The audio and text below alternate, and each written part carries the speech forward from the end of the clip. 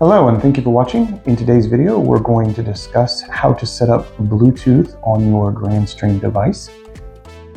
You can hit your navigation center button. You will arrow over to System.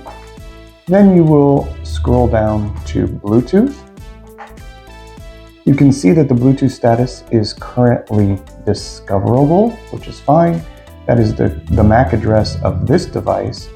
It is currently powered on, and if you would like to use this in hands-free mode, you can select that button, which will allow you to be able to pick up those calls from your Bluetooth device. That's the Bluetooth name. You can change this to be any name that you wish it to be. Then when you're ready to find your Bluetooth device, you can hit scan. I do not have a Bluetooth device. However, your powered Bluetooth device would show up. There is one available that is in the next room. It is not paired. If I wanted to, I could actually pair that, but I'm not going to. But you would then at that point in time arrow over and pair to that device with the soft key. So that is how that works.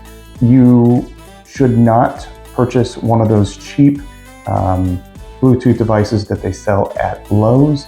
The best device that we recommend is a Plytronics you can purchase those on Amazon or pretty much anywhere that sells those types of devices.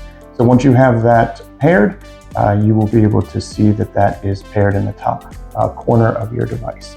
And then you can place calls and receive calls using your earpiece or whatever Bluetooth device you're using.